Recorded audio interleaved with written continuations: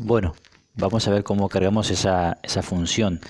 Es una función exponencial, fíjense que voy a subir un poquito para que se vea, donde la variable x, como les dije en todo elevado, si está como exponente, potencia, donde la c en este caso es 4. Para graficar esta función es muy sencilla porque lo que tengo que hacer es simplemente ir reemplazando valores, asignando valores a la variable x, como siempre hacemos cualquier función, ¿sí? Para obtener en esta operación un resultado que correspondería a la variable y, ¿sí? A los elementos de y. Dominio imagen solemos nombrar en cualquier función. Voy así a grandes rasgos dibujando algunos datos, escribiendo algunos datos. Por ejemplo, voy a asignar unos valores acá, -2, -1, 0, 1, 2, ¿sí? Para ir haciendo el gráfico. GeoGebra es mucho más fácil. Directamente en GeoGebra lo que tengo que hacer es poner y igual, así paso a paso, y acá hay un cuadradito así con otro cuadradito pequeño, ¿sí? Que tengo que clicar ahí, en donde va a ir indicado el 4, y cuando me da esta opción, primero tengo que agarrar 4 y clico ese cuadradito, ese icono, y acá obviamente voy a cargar la X, ¿sí? Para agregar el +1, tengo que correr con el cursor que está en la tecla que hace así como una flechita, ¿sí? En la parte superior, en la parte inferior derecha, tengo que clicar ahí para que el cursor que estaba acá arriba pase a estar acá.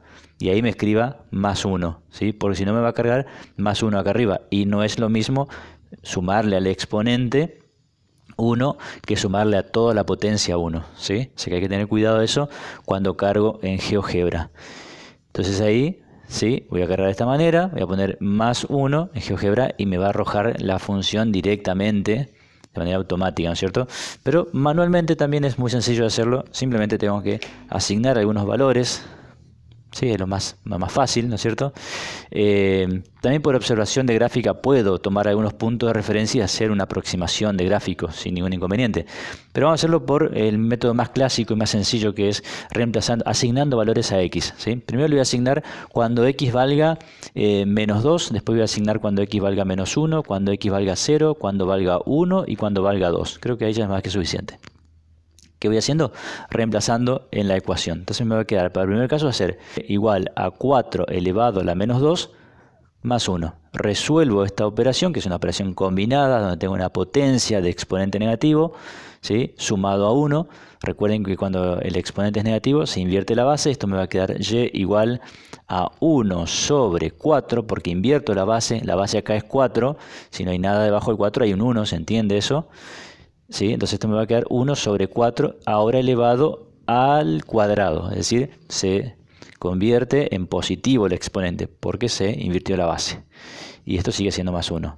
Resolviendo esto nos quedaría que, voy a seguir acá, y va a ser igual 1 al cuadrado, recuerden propiedad distributiva respecto a la división, porque una fracción es una división, el cuadrado afecta tanto al 1 como al 4, entonces me va a quedar 1 al cuadrado, que es 1, que significa 1 por 1. Y 4 al cuadrado, que significa 4 por 4, nos da 16. Más 1. Resuelvo esta suma de fracciones. Recuerden que sumado a un número entero, una forma rápida de resolver es multiplicando el denominador de la fracción por el número entero, ¿sí? Que tiene un denominador 1. Entonces nos queda 16 por 1 nos da 16, y en este caso sumar con 1. Si fuese negativo acá tengo que restar, si fuese positivo como en este caso sumo. 16 por 1 nos da 16, más 1 nos da 17, y el mismo denominador que tenía la fracción, que es 16, ¿sí? Esto es muy fácil de resolver, si no, directamente obtenemos el común denominador, que siempre solemos hacer, que en este caso hay un 1 acá, y el 16, el común denominador va a ser 16, y voy haciendo la operación de manera más tradicional, ¿sí? Otra forma también de resolver esto de manera fácil es un entero siempre es un denominador dividido sí mismo. Perdón, un numerador dividido, un denominador que sea igual, ¿no es cierto? Por ejemplo, uno puede representar a 5 sobre 5, o 3 sobre 3, o 16 sobre 16. Entonces, acá en lugar de 1 pusiese 16 sobre 16, ya logré que tenga el mismo denominador, coloco ese denominador y simplemente sumo o resto los denominadores. En este caso 1 más 16 me da 17. Bueno, esas son todas técnicas que para sumar fracciones, ¿no es cierto? Que no va al caso, ya es más complejo lo que estamos trabajando ahora.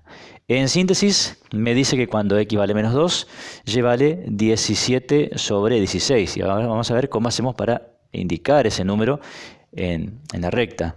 Ahora, ¿qué pasa? Voy a borrar esta parte. ¿Qué pasa cuando x vale menos 1? Entonces, x menos 1. También invierto la base, porque el exponente es negativo, me queda positivo. Un cuarto a la 1, cualquier número elevado a la 1 es igual a sí mismo, porque multiplico una sola vez. Entonces me queda que y es igual a un cuarto más 1. ¿Sí? Fácil. Aplico la misma técnica. 4 por 1 es 4, más 1 son 5 cuartos. Entonces, cuando x vale menos 1, y vale 5 cuartos. Ya vamos a ver cómo representamos eso. Ahora, cuando x vale 0, es mucho más fácil. No hay nada que invertir. Cuando x vale 0, 4 a la 0, todo número elevado a la 0 es igual a 1, propiedad de la potencia.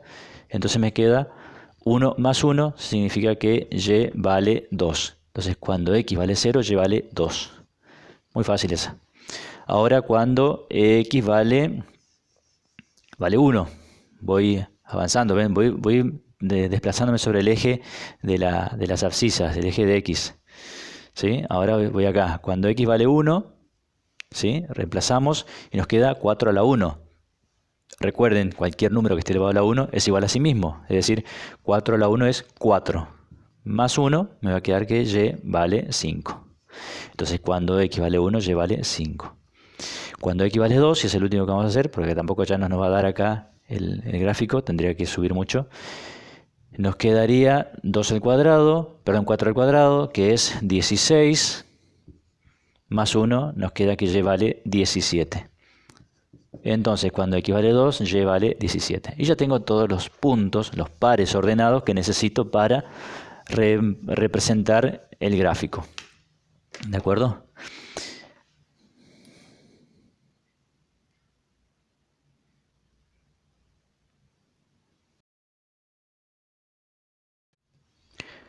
Bueno, fíjense que ya más o menos hice algunos de los puntos más fáciles, ya grafiqué, fui indicando, por ejemplo, cuando x vale 0, y vale 2, entonces me fijo sobre el eje x, cuando x vale 0, está ubicado acá, y vale 2, este es el eje y, recuerden. Entonces marco sobre el punto 2, porque x es 0, entonces la intersección entre el 0 y el 2 queda en el 2, ¿sí? Cuando x vale 1, y vale 5, me voy a posicionar en el x igual a 1, positivo, y voy a la intersección con y igual a 5, positivo, ¿no es cierto? Me va a quedar en ese punto. Cuando x vale 2, positivo acá, y vale 17, entonces acá tengo que ir hasta intersecar con 17, por supuesto que me queda allá arriba, no me da el gráfico de la pizarra, pero esto sigue hacia arriba, igual que obviamente el eje, ¿no es cierto?, que son infinitos, por eso tienen una flecha, esto indica que sube de manera infinita y baja de manera infinita, ¿no es cierto? Entonces va a intersecar allá en 17. Que bueno, no me interesa mucho ese punto, ya con 2. Voy a marcar ahora cuando x vale menos 1, que según los cálculos que hemos obtenido vale 5 cuartos, 5 sobre 4, que 5 sobre 4 significa 5 dividido 4. Para no complicarme con la fracción, y digo cómo represento fracción en las rectas, que es algo lo que ya lo hemos aprendido, lo transformo esto a expresión decimal. ¿Cómo? Haciendo la división, 5 dividido 4. Que si hago el cálculo en una calculadora o lo hago manualmente, 5 dividido 4 me da 1,25. Entonces, cuando x valga 1, y va a valer 1,25. Entonces, por aproximación, siempre en matemática cuando trabajamos con decimales usamos la aproximación, vamos a marcar cuando x vale menos 1, yo voy a usar obviamente la escuadra acá para que salga bien perfecto, bien perpendicular. Cuando x valga menos 1, voy a tener que ir a la intersección, a intersecar con el valor de y en 1,25. Y 1,25 va a estar ubicado acá entre el 1 y el 2, ¿no es cierto? 1,5, 1,50 estaría exactamente en la mitad. 1,25 es la mitad de la mitad, ¿sí? Entonces estaría más o menos por acá ubicado, por aproximación. Entonces ahí voy a indicar que va a estar ubicado, voy a marcar acá muy chiquitito, 1,25. Todo esto me ahorra de hacer GeoGebra. ¿Se dan cuenta la maravilla de GeoGebra que me facilita, me evita todos estos cálculos engorrosos, estos trámites? Pero es bueno saber hacerlo. Entonces estaría por ahí, por ese punto, pasando el gráfico, ¿sí? Aproximadamente. Y cuando X vale menos 2, que tengo acá, me dice que Y vale 17 sobre 16 avos, o sea, 17 dividido 16, que aproximadamente, no aproximadamente, porque este es un número, una expresión exacta, es un decimal exacto, me da exactamente 1,0625, ¿sí? 1,625 10 milésimas sería. Entonces voy a aproximar, es 1,0, es casi 1, o sea, muy rozando al 1.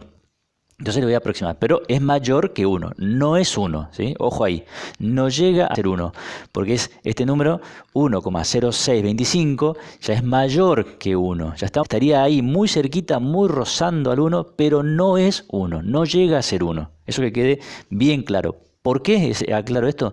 Porque la asíntota va a ser exactamente 1. La asíntota pasa por 1. Significa que el gráfico nunca, pero nunca llega a tocarlo al 1. ¿Sí? Entonces acá, si graficamos eso, voy a ir en la intersección desde menos 2 con 1,06 aproximadamente. Estaría acá rozando al 1, pero no es 1, insisto. Y en esa intersección estaría el punto.